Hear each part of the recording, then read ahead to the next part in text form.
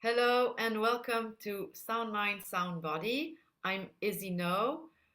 I have Izzy Naud Wellbeing, Health and Wellbeing Coaching, and I help electronic music professionals and creatives prevent burnout and also reduce stress and anxiety, insomnia, and up to depression with Tai Chi, Qigong, traditional Chinese medicine, and other health and well-being practices.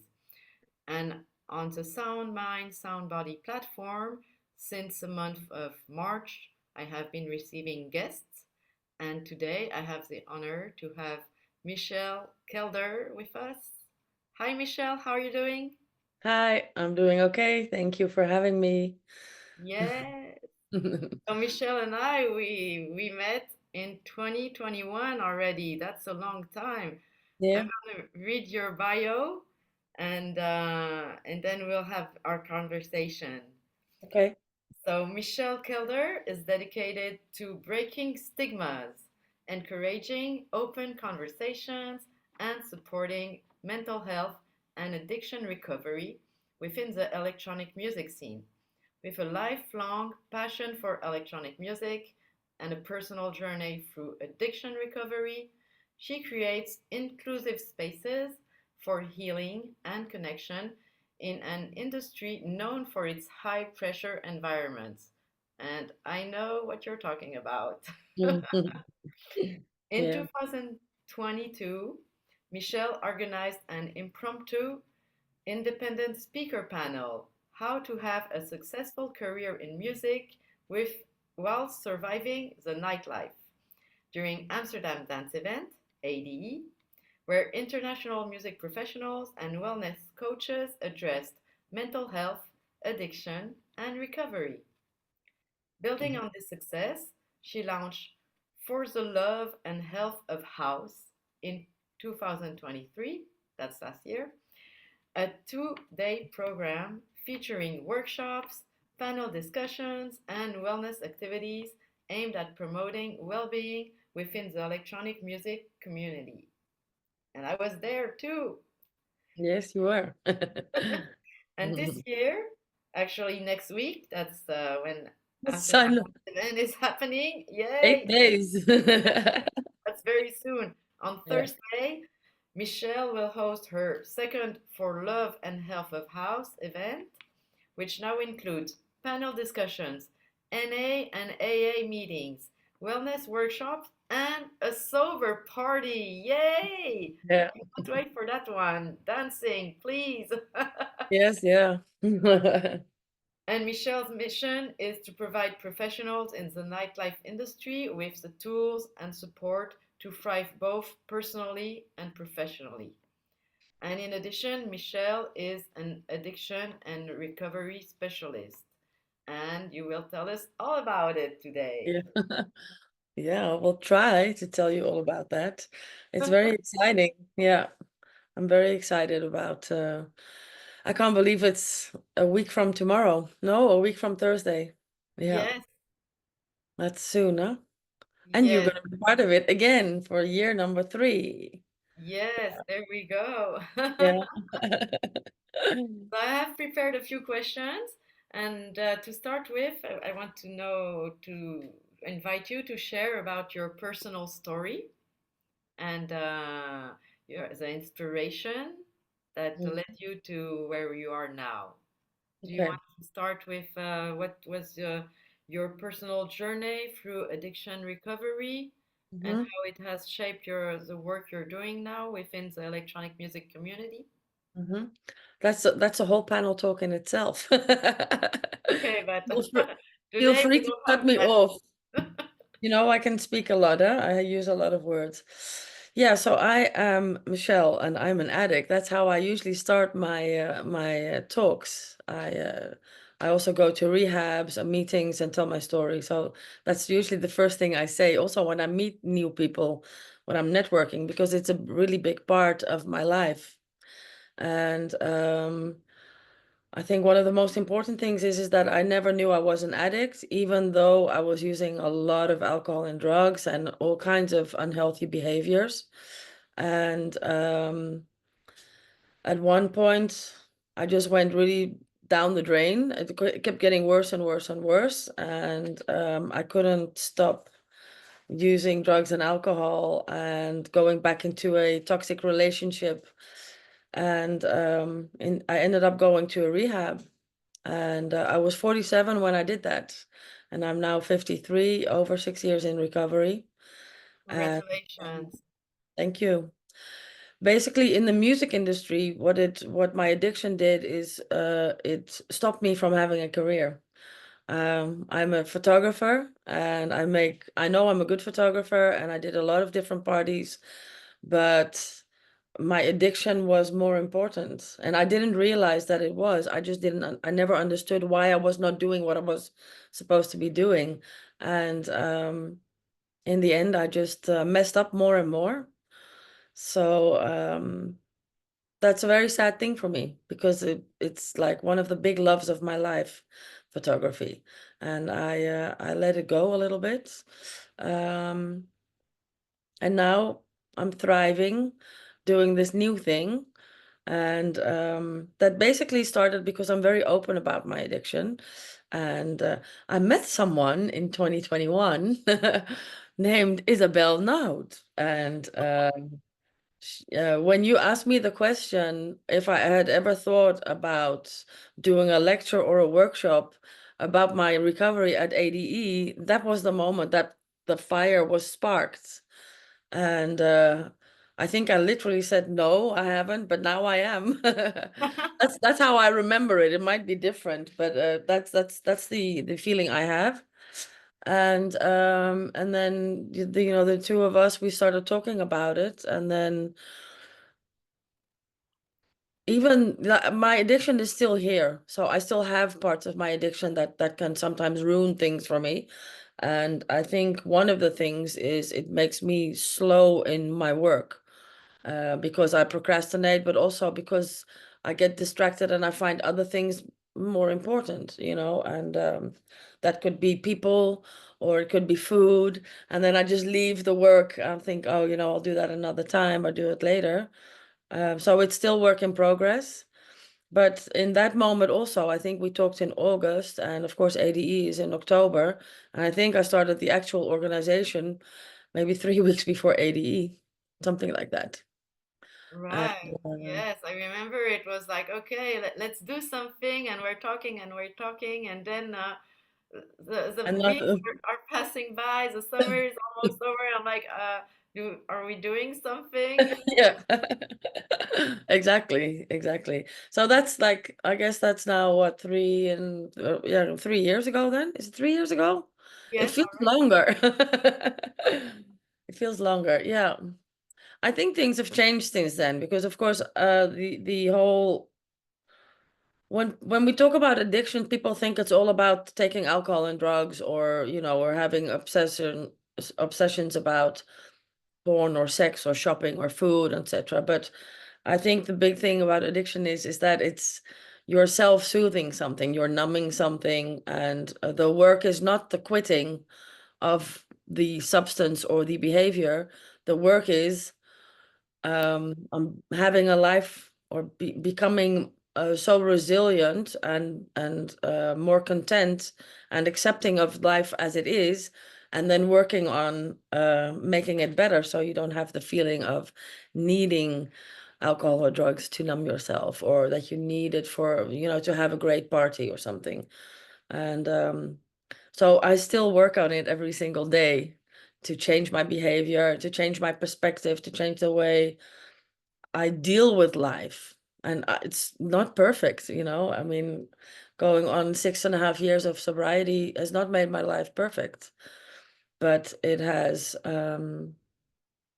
I went into therapy. I went to a rehab for 3 months, and then I did another 3 months in a safe house. And that's 7 months of treatment, like 5 days a week, full days of treatment, of working on yourself, learning how to respond differently to things, learning to look at what my part in things because I used to be pointing at all other people, like, or situations, like, yeah, but it's because of that. It's because somebody did this to me. And there was always a reason that I could find outside myself why I was doing the things that I was doing. And the one thing that stopping the drugs and the alcohol, it has given me a more clear mind. So it's like the curtain sort of, lifted. And that was not very nice in the beginning, because in the beginning, you get confronted with your own behavior, with the dark thoughts, with the pain and the sorrow and grief and anger and all that stuff from the past. And but not using alcohol and drugs has given me more, oh, how would you say that?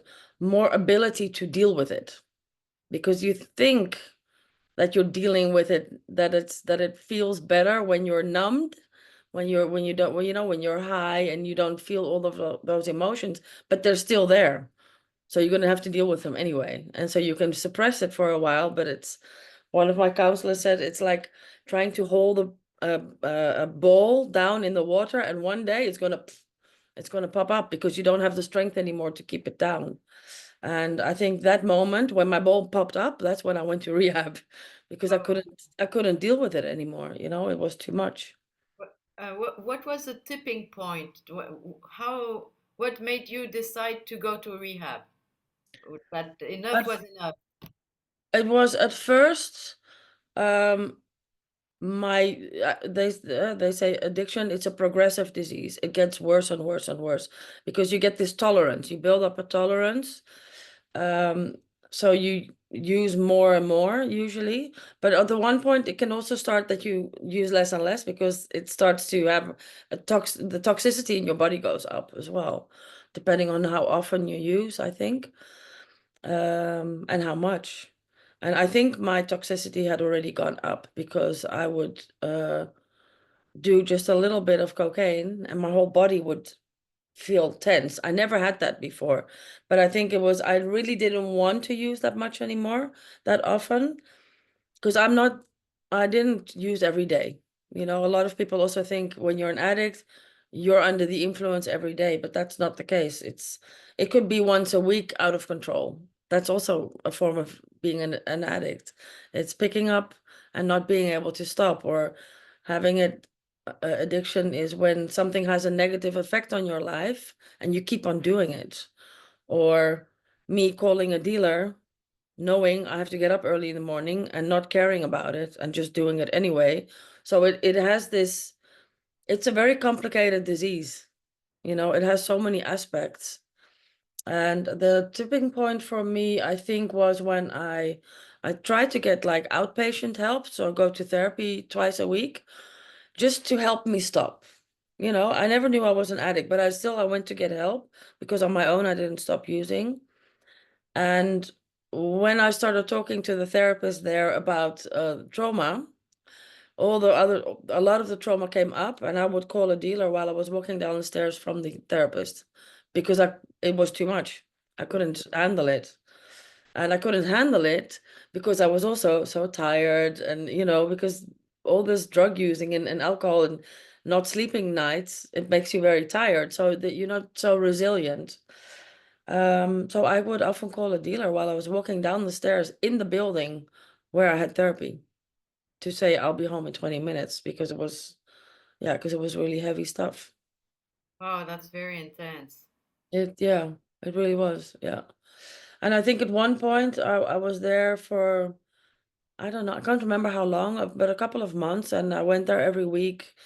And at one point, she said, if you can't control this, if you can't stay clean for even longer than 1 week, then maybe you should think about going to rehab.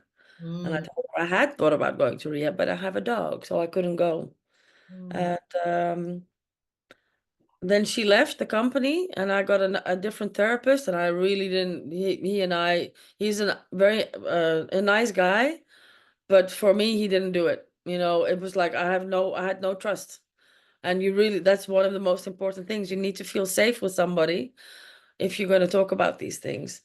So by then, somebody had told me that they would take care of my dog. and I started looking at rehabs, and I called them under the influence. Actually, I was on the phone. In I had to wait. I have to giggle at it because it's just ridiculous. So I was on the phone to the rehab, and you're like on hold, and you hear this little music. And I was doing lines in between. Oh wow. Yeah, yeah. I've Uh, heard that story from many people before that they were like completely off their head when they called the rehab. Yeah, oh wow. yeah. That's insane, you Yeah. know? And then Yeah. what happens? Like you call them and you say, I'd like to start a program. I called them and I said, well, I told them, I'm in this outpatient treatment and it's really not working, and I think I really need to step out of my own life right now, like be completely somewhere where I don't have to think about anything else. All I need to think about is recover and work on those reasons that I'm using. And I'm born in South Africa, and I had this very strong feeling that South Africa was the place I needed to go. And I told the guy on the intake conversation that we had, I told the guy, I think I really need to go there.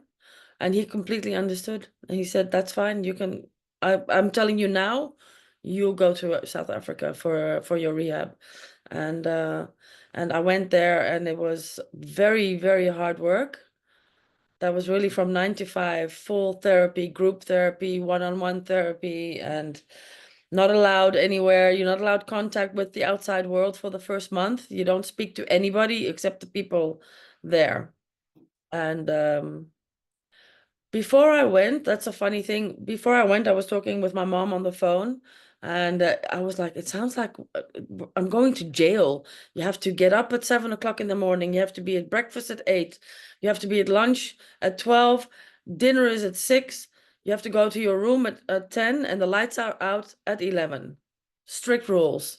And I was like, it feels like I'm going to go to a prison. And I loved it. I loved those rules. I would never have expected that. But I think one of the things for me in my life, I never had rules. All I right. come from a hippie family, or a hippie family, my dad, and we lived in India when I was small, and with a guru, and it was like, it's your life. Not that there were zero rules, of course. I mean, and I did have an upbringing, but with a lot, they were very free, and I think I missed a lot of rules. I have no self-discipline, like none. It's not something I learned at home to have a disciplined regime, and still to this day I don't. It's very difficult. I'm a little bit chaotic, as you know. I'm Wow. chaotic, and it's like, but it's way better than it used to be. So it's a work in progress. This recovery. It's just like every time, because the longer I'm without substances, the more clarity I have. It's like this clarity is never ending. And all the time, it's like they always talk about the onion with you peel off the layers. It's like the onion is not getting smaller, but the layers are coming off. But the onion, it sort of it creates maybe new layers in the at the bottom. I don't know. Every time you think, okay, now I've got this now, and then I bump uh into a new layer that needs to be peeled, and then I'm very happy because of the clarity and the awareness. I can do it. If I wouldn't see those things 5 years ago or 6. Even in addiction, I was already working on myself, but I missed the clarity. I missed Right. the clarity. So for me, that is yeah, one of the most important things. Okay. I have a question. So you said the first month of rehab, you had no contact with the outside world. What happened when you came back to the Netherlands? And Uh, and did you reconnect with your normal environment? Did people leave your life and new people entered? What happened? I think it's a combination of all of it. It was very funny because I was also a drug dealer for a long time, and I was friends with the person that he used to be my drug dealer, and we became friends. And at one point, I was working for him because I had no money, and I arrived back in Amsterdam, I think, on a Tuesday. And on Wednesday morning, I had to be at the safe house, which was in another part of Holland. I had to get up like 5 o'clock in the morning. And I sat down at my dad's house. I was going to spend the night there and then the next day take a train. And as I sat down, my phone rang and it was that guy. The first person I spoke to, besides my dad picking me up, was my former drug dealer. It was such a weird, I just burst out laughing, saying, "Oh my God, I just came back from South Africa." He knew I was going, because we stayed friends for a long time. But yeah, so that was just a funny thing. But I have to say, I went to Limburg for 3.5 months, and then I stayed on another couple of months because I was a little bit worried about coming back to Amsterdam. I figured everybody I know uses drugs and alcohol. Everybody. I knew no sober people, I think.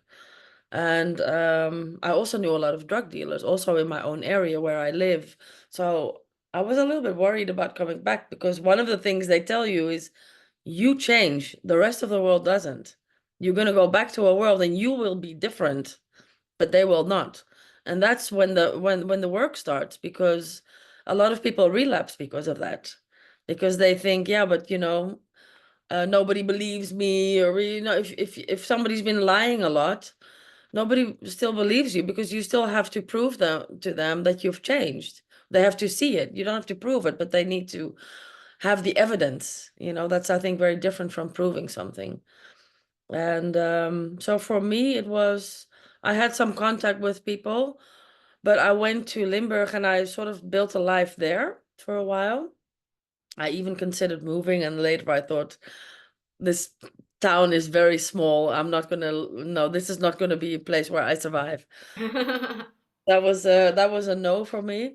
But then Okay. when I came to Amsterdam for the first time, I took the train and I deliberately said, I'm going to go only for the day. I'm not going to meet anybody specifically. I'm not going to stay the night there.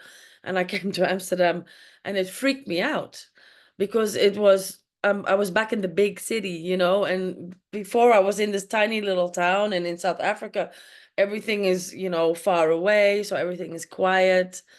And I freaked out. At one point, I was like, I need to go. I was so tired after that one day. I went to sleep straight away when I got home. And I was walking around the part of town where all the clothing stores and stuff are. And I just didn't understand why all the stores were still open at 7 o'clock in the evening. Things have changed. Like, I also experienced how much things can change in I was gone out of Amsterdam for 10 months. I saw the whole infrastructure, or a part of the infrastructure of the trams, had become different. Close to my house, there's the Amstel station. It's a big station, trains. It had a whole square that it never used to have. I was like, but this didn't exist when I left 10 months ago. Oh, like they switch the reality. It's like, yeah, it was very strange. Yeah. Oh wow, interesting.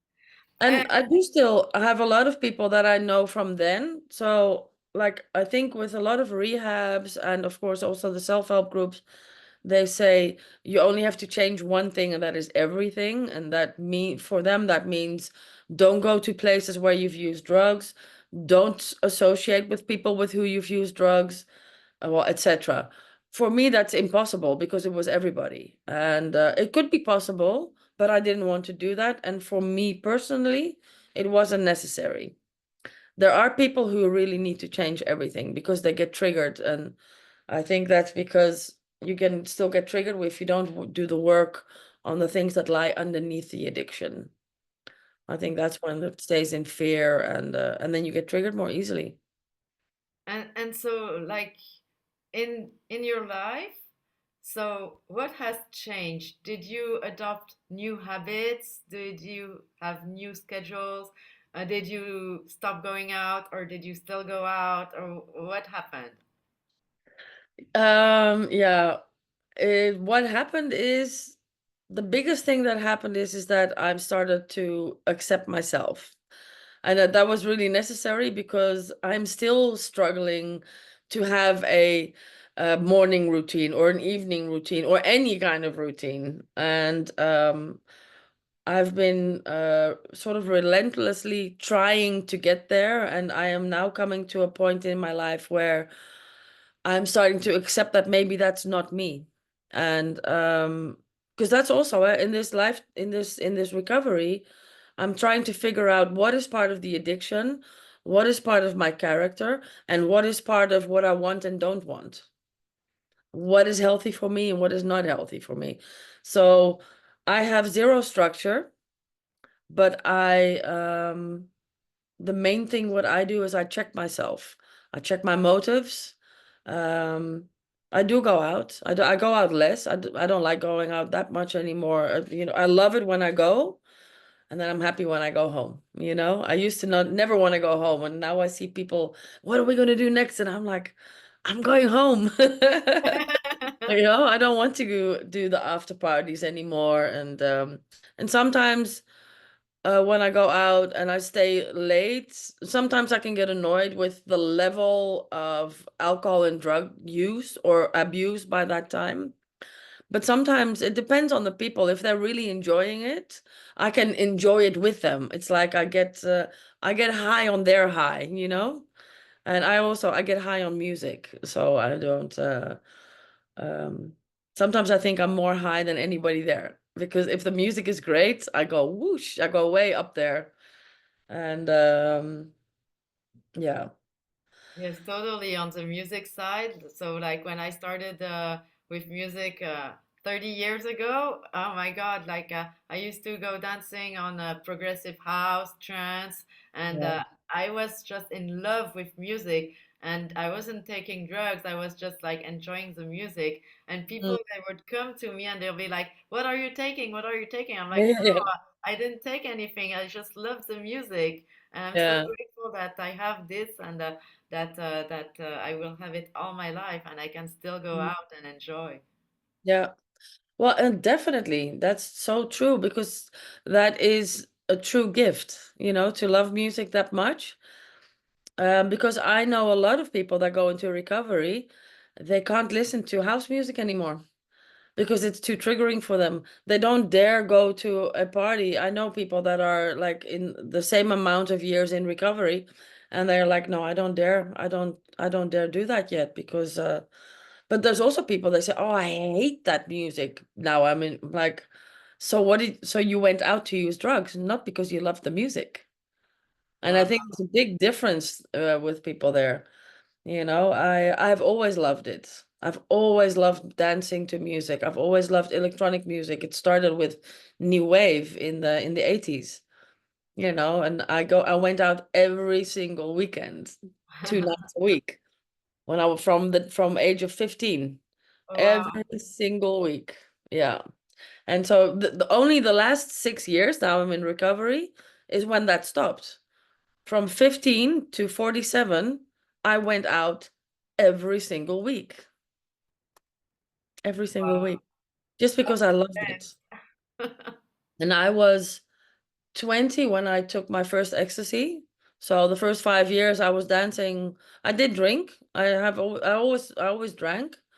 And I think I was 21 for the second time I took ecstasy. And then I think 25, 26 when the cocaine came in.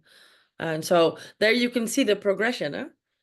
That's Mm, actually it's a very visible thing. First, I was against cocaine. wow. I didn't understand why people would do that. I said, I'm never going to stick anything in my nose. Come age 26, I did that for 20 years. Oh I my, took cocaine for 20 years. oh That's wow. insane. When I put it in numbers, I'm like, oh, it's sort of, I don't know if embarrassing is the right word, but I'm like, oh, that's a long time, huh? It That's a long is. time. It's like half of your life. Yeah, yeah. It's actually the amount of time that I've taken drugs, like hard drugs, I didn't, because I never smoked weed or anything, because for me that was too much. It was like hard drugs for me. But from 20 to 27, I used drugs. I am now 53. That's half of my life. And even longer alcohol, because I was 15 when I started drinking. Yeah, that's insane. Wow. So Yeah. talking about alcohol and recovery, and so the topic of today was how connection is very Mm, important for addiction recovery. Can yeah. you share a bit on that topic? Yeah, definitely. It's one of the first things I heard, I think, is that the opposite of addiction is not sobriety, it's connection. And that is because, um, sorry, my phone's ringing. I need to turn it over. Get distracted. That is because basically when you go further and further into your addiction, it becomes more and more a thing that you do by yourself.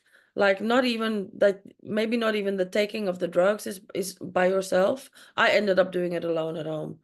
I used to really think that was ridiculous when people did that. But you are alone inside your head. You know, it's like your life becomes your head. It's like I used to live here. Hmm. I had a disconnection to my body for a very long time because I didn't want to feel pain.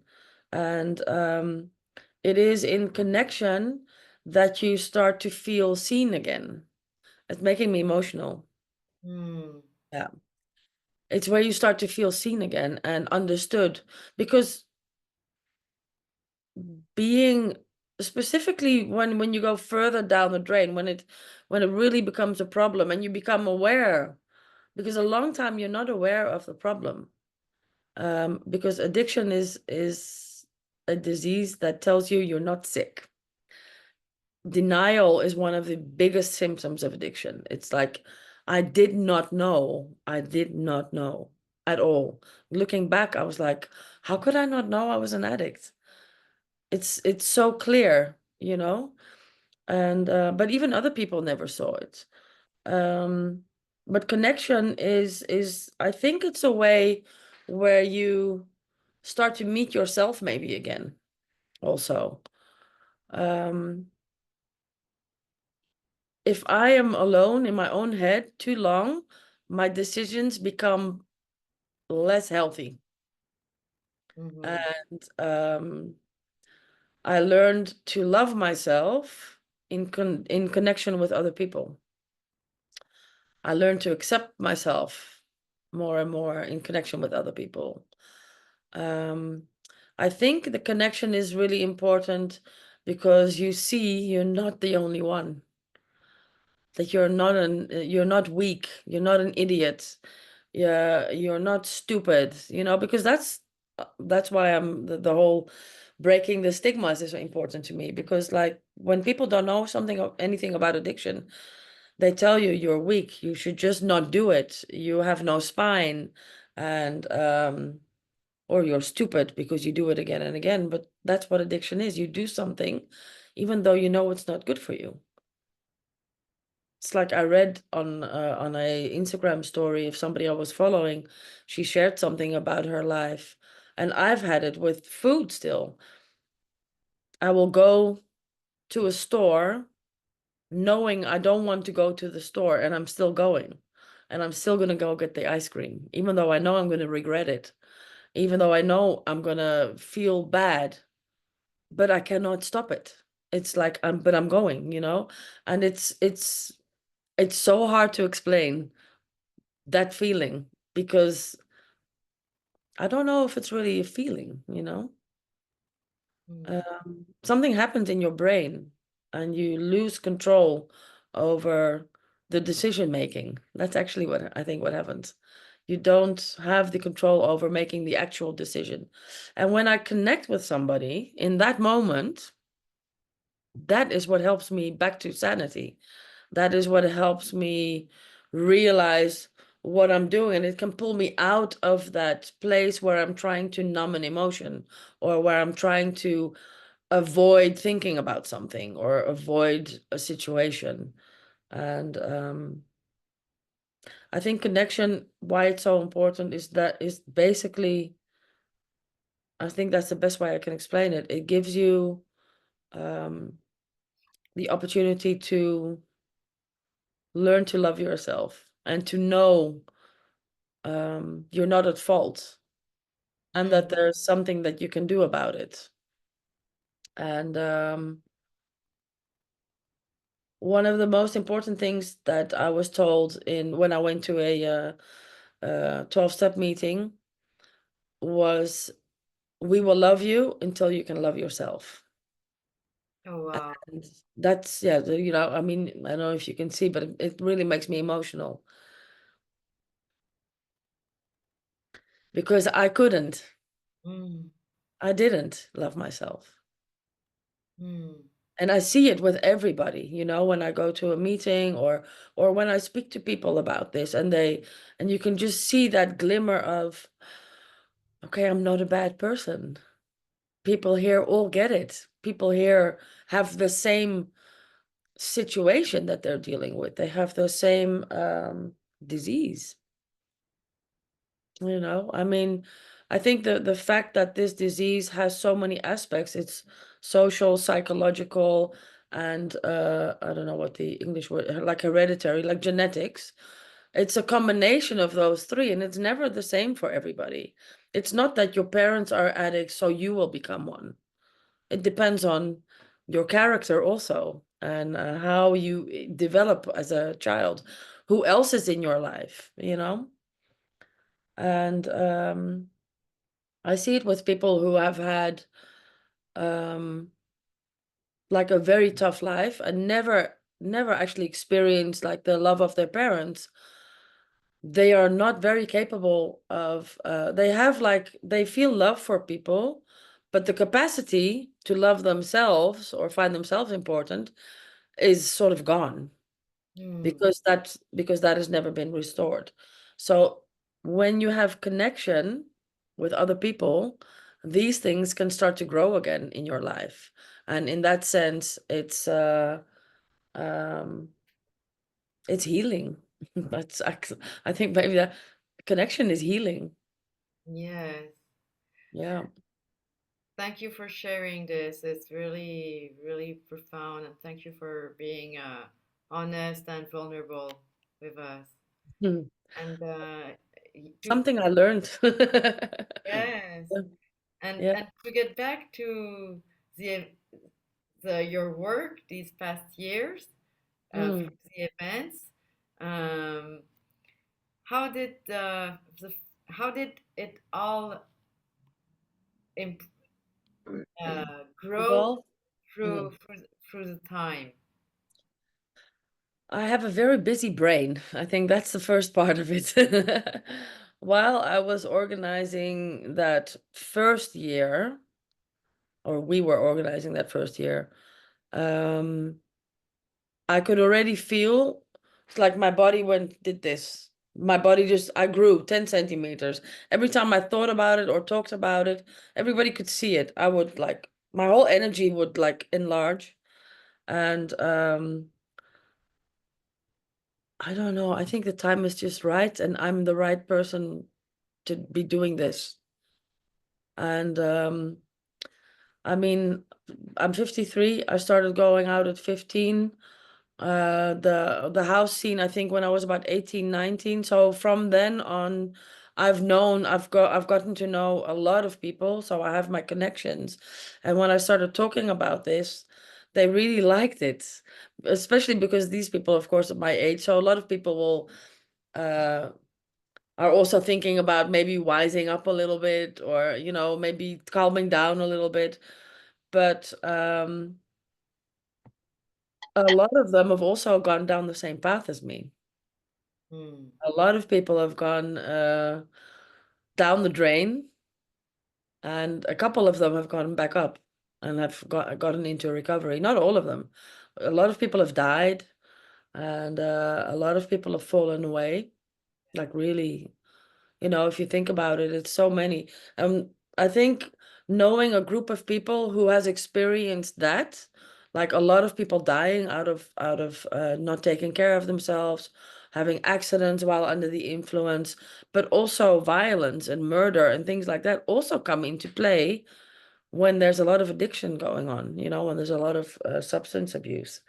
And I think I found the right people who were just as enthusiastic, which feeds my enthusiasm for this. And the day I went into recovery, the only thing I thought was, I need to share this. So I studied to become a coach, because I just wanted other people to experience what I'm experiencing. That's the bottom line. And then moving it to this way of doing that, to doing this in the music industry, the platform grows like exponentially. And I think that if people start talking about this in this industry, see, I can feel my energy rising immediately while I speak about this.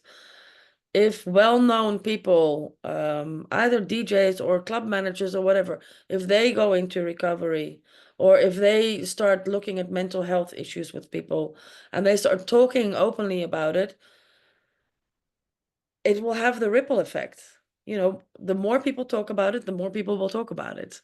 The more people who feel seen, heard, loved, accepted, the more they can give that to other people.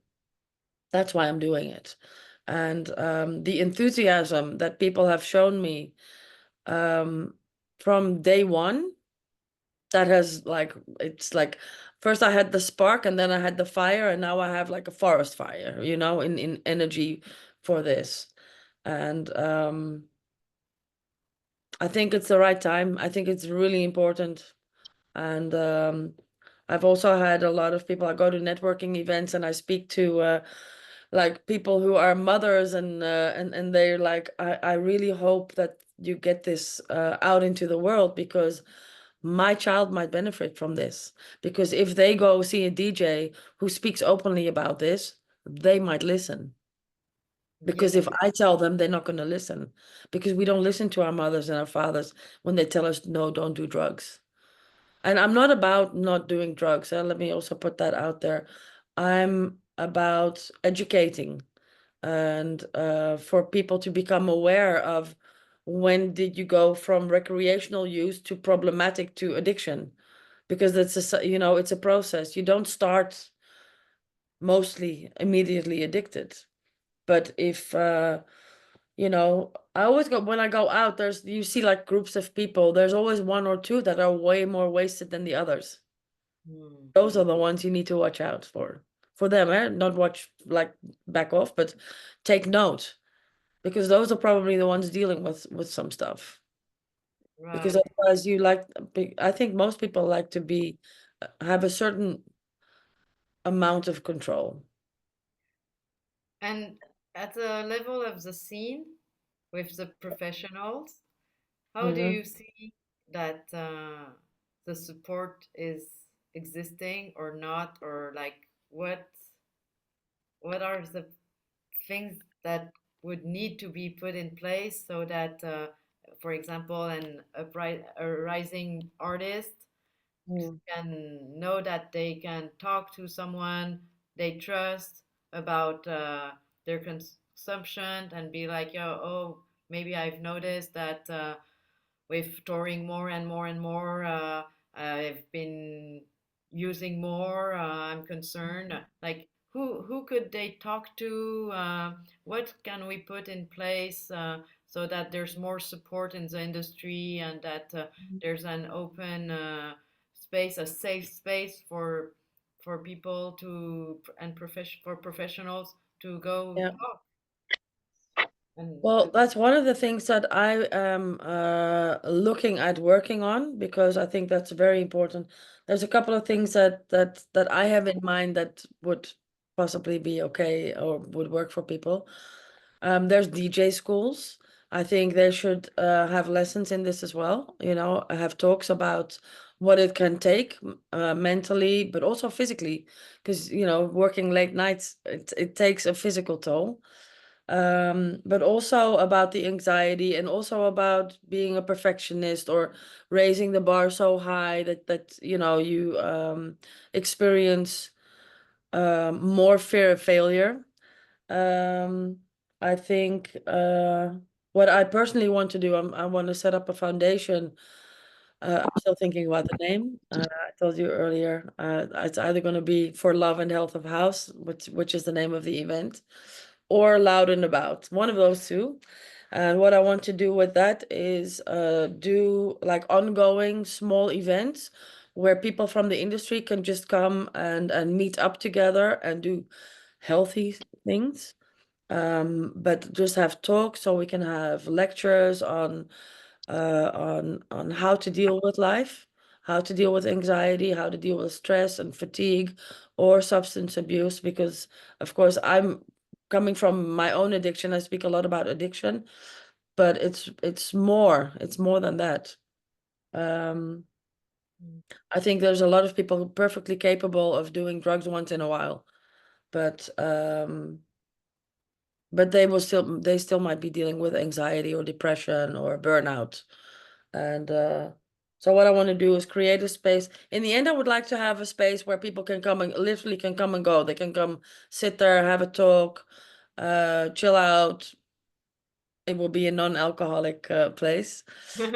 Um, but also I think that if DJs start talking about what they've gone through and they have that as like doing talks like this, speaking to groups of people, and then specifically target it at the music industry so that people know what's going on and what they can do about it and how they can maybe do something about it in an earlier stage, not when you are completely down and out and using at home by yourself, hitting yourself on your head because you're using drugs.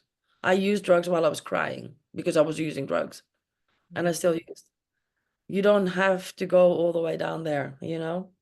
There's many people who've gone down all that there's many people who have gone down that road who can tell you about it, and they can tell you or show you by their life where you might need to start paying attention and where maybe you can already start opening up. And I think if people open up period about whatever is going on in their life and they show that that's okay, because I think that's where the strength will lie. If people show that it's okay to talk about your fears and your pain and your grief about things that are not working or things from your past, if you can talk about these things, or that I'm overwhelmed right now doing my event, but I'm okay. I'm overwhelmed, but I'm okay. I've been building on a network. I can speak to people. I can speak to you. I can call many friends that I've gathered in the last couple of years, and I can talk to them about it. I can be honest about what I'm going through, and that's what helps me.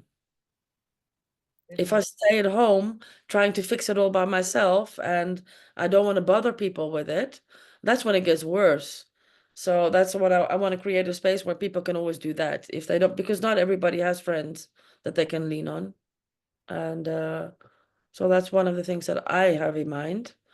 And I hope that, no, I'm sure it will happen somehow. Yeah. Mm.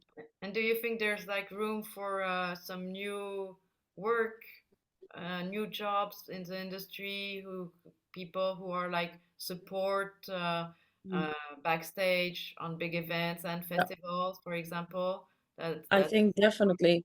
I've been thinking about a safe space that should be there, like especially at the bigger events, that they have like an area where there's no alcohol and there's people there that know how to talk to people that are anxious or that on the verge of making a bad decision or just wanting to chill and just want to connect, because when you're connecting with somebody who is doing healthier in life, it's easier to it's like living up to somebody else's standards. It's like, people can drag you down and people can pull you up.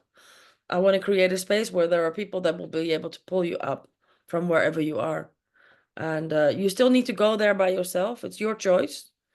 if you want to go to a space like that. But I think the choice will become easier if you know that there's people that understand where you're at. So I think that is definitely, but also maybe having more coaches that are very specific to the music industry, that understand the music industry, because it's a different world. It's not the same as somebody who has an office job. It is a different world, Yeah. and you have different challenges, I think, in life. And I think specifically for people who become very famous, because the fame is like an extra, it's an Yeah. extra thing. When you start earning a lot of money and people are all gaga over you, it's easy to sort of lose your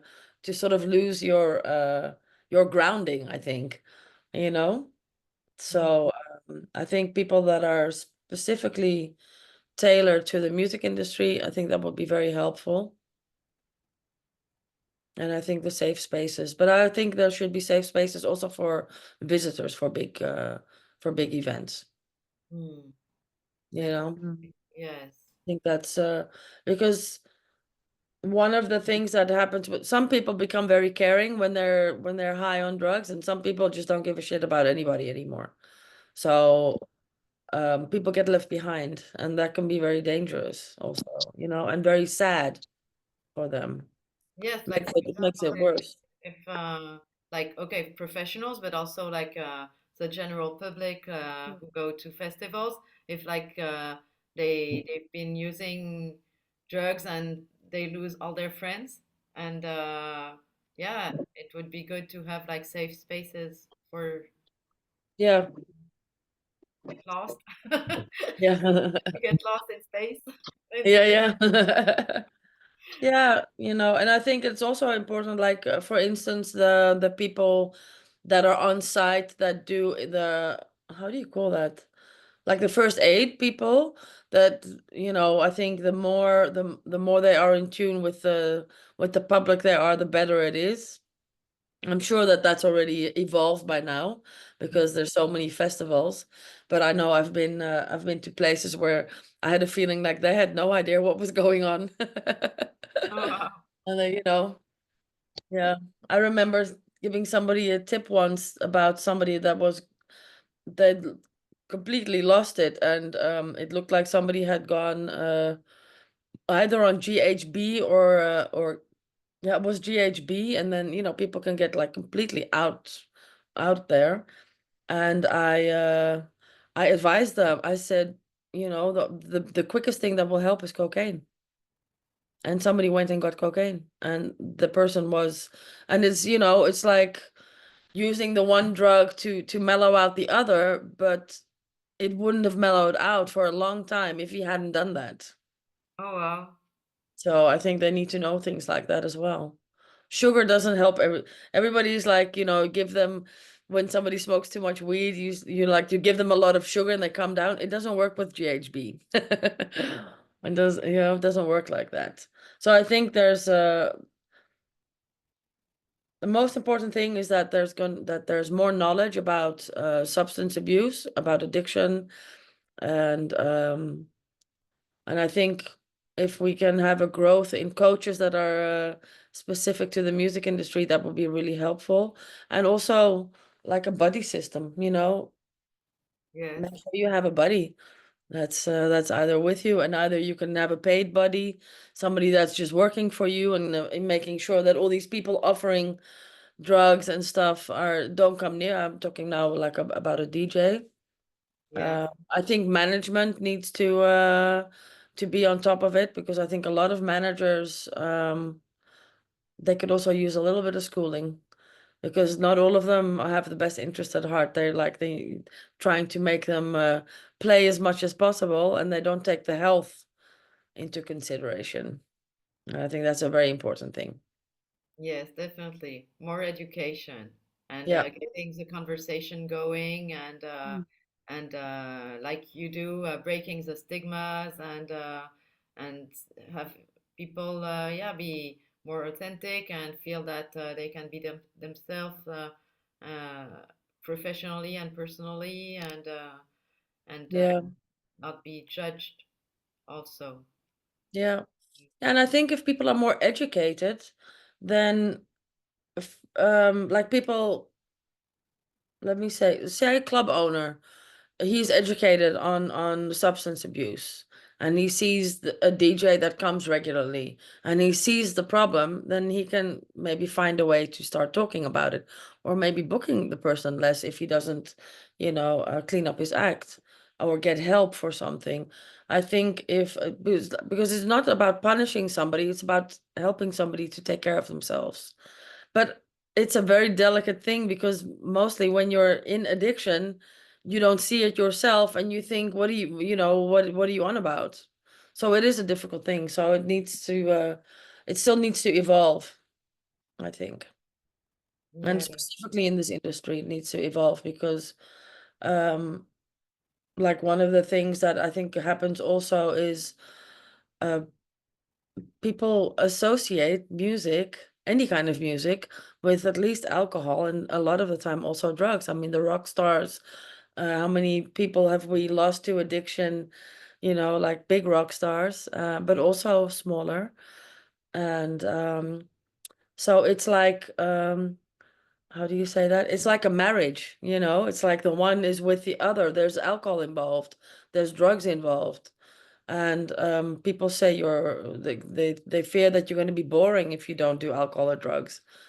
I'm less boring now. I'm sober, Mhm. and but it's very personal Yes. when it comes to things like this. So that's why I think that education is key, but even more so, it's, I think, people sharing their personal stories, because that is what resonates. If I tell you I was crying while I was doing cocaine and I was still doing it, and somebody else that does that, who thinks he's an idiot, they might think, oh, I'm not the only one. And that is the moment where somebody can find a little bit of space in their own life to maybe get help, you know? Because Yeah. I think a lot of people, they think they're idiots. They think they're weak. I thought I was weak. Mm. I thought I was very weak. Turns out I'm actually very, very strong. In the end, yes, Yeah, you went through the hero's journey. That's yeah, exactly what it is. yeah. Mm. That's a great thing, because a lot of people think, when you're an addict, you're weak. But I think most of the addicts I meet are actually very strong people. Not all of them pull it off to get sober. Some of them relapse, or relapse a lot, or just never come back. But that's not for lack of strength. Hmm. That's Well, we come back to the connection. I think that's for lack of connection, because they fear connection because they are not used to it, or that's for them not possible to connect, or it's not possible for them to connect to themselves. Yeah. Yes, definitely. Yeah, this makes me think about like also talk about trauma and the nervous system and co-regulating, and that Yeah. doing it all on ourselves on our own, Mm. it's impossible. So we Yeah. need to work with other people, and that's what connection is all about. Yeah. Definitely. We're gonna wrap up. I'd like Yeah. to invite to share about what's happening next week at ADE. Yeah. What's happening at ADE next week? On the 17th of October, from 12 to 9, at the Wester Unie in Amsterdam, of course. We have organized a huge event. It's a very full program in two separate areas, so it's like a double program. And we're gonna have techno yoga. We're gonna have cacao ceremony, breath work. We're gonna have a lecture on burnout prevention by Isabel, and we're gonna have three panel talks: one all female, and two regular. I don't know how to say that. Two mixed, and a sober party. So we have some really awesome people. I think everybody that's coming there is awesome actually. Everybody that's coming to speak or do a session has qualities that I'm very happy to have at this event. Yeah. And there's too many. There's like I think 20 people participating or something. Wow. Speakers and coaches and yeah, it's insane. It's great.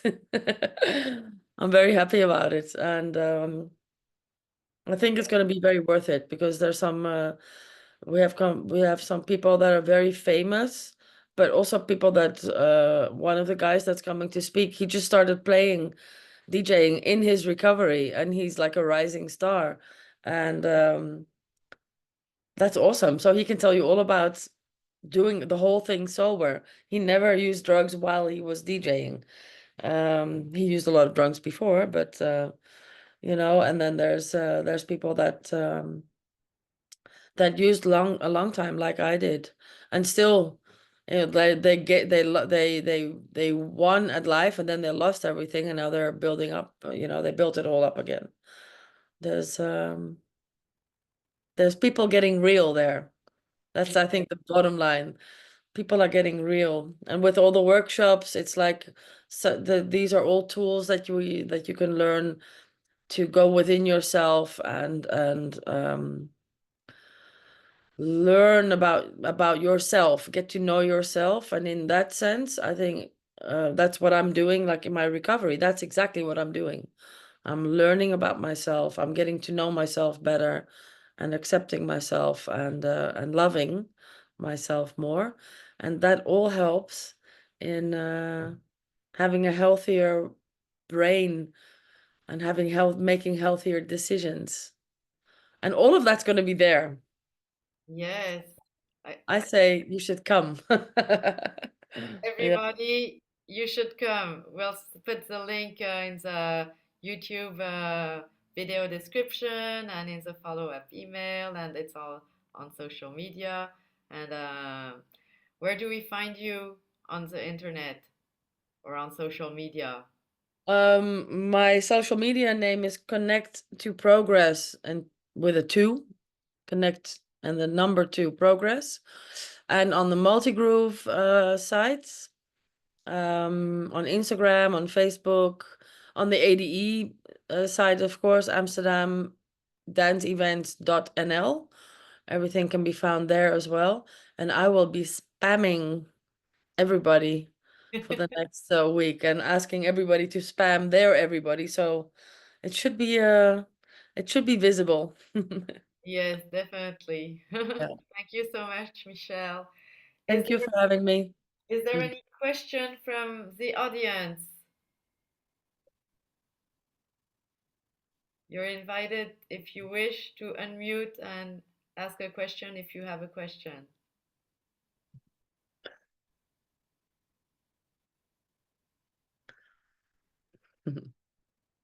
Nope. Nope. No No questions. no I'm question. so crystal clear these days. So Yeah. thank you so much, Michelle. Thank you for having me. I'm just checking my time because I have an appointment. Perfect. So we're Yes. gonna stop this here. Thank you so much for joining Michèle Kelder on Sound Mind, Sound Body. Thank you so much. Thank you for having me.